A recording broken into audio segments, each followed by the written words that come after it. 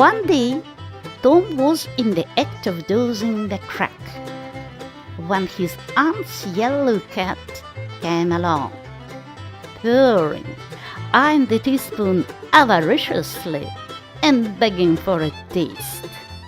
Tom said, "Don't ask for it unless you want it, Peter." But Peter signified that he did want it. "You better make sure." Peter was sure. "Now, you've asked for it, and I'll give it to you, because there ain't anything mean about me. But if you find you don't like it, you mustn't blame anybody but your own self."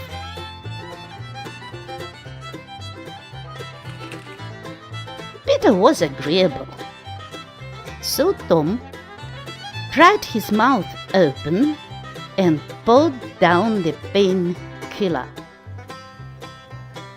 Peter sprang a couple of yards in the air, and then delivered a whoop and set off round and round the room, banging against furniture, upsetting flower pots, and making general havoc. Next, he rose on his hind feet and pranced around in a frenzy of enjoyment, with his head over his shoulder and his voice proclaiming his unappeasable happiness.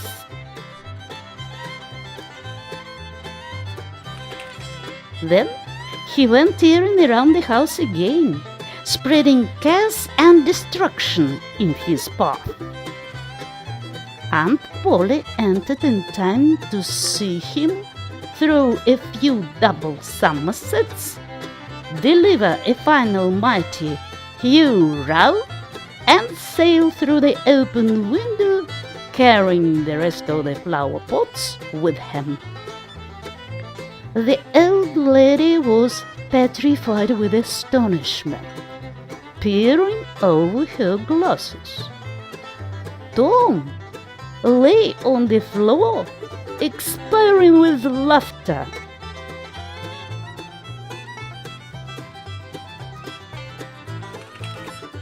"Tom, what on earth ails that cat?" "I don't know, Aunt," gasped the boy. "Why, I never see anything like it. What did make him act so?" I don't know, Aunt Polly.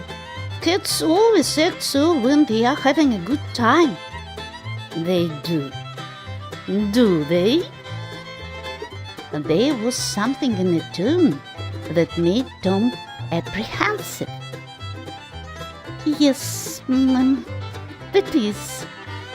I believe they do." "You do?" "Yes, ma'am."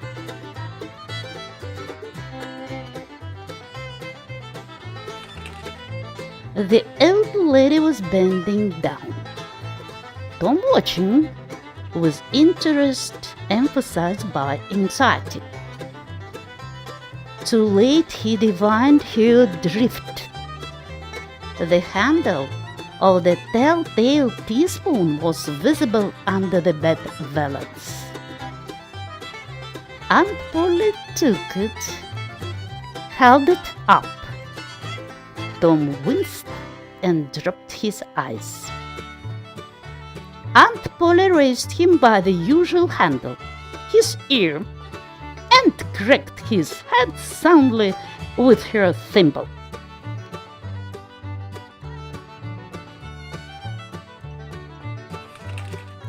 "Now, sir, what did you want to treat that poor dumb beast so for?" "I done it out of pity for him, because he hadn't any aunt." "Hadn't any aunt? You numbskull!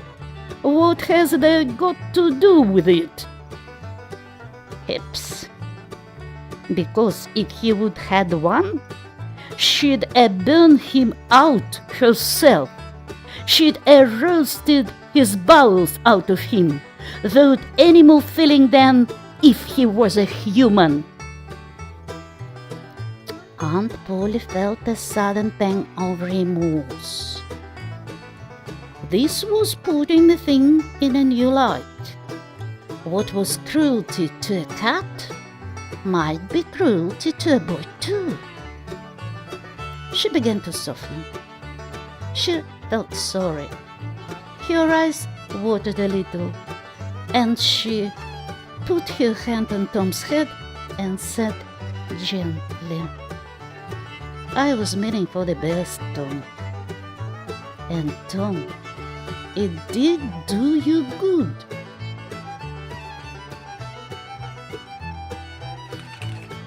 Tom looked up in her face with just a perceptible twinkle peeping through his gravity.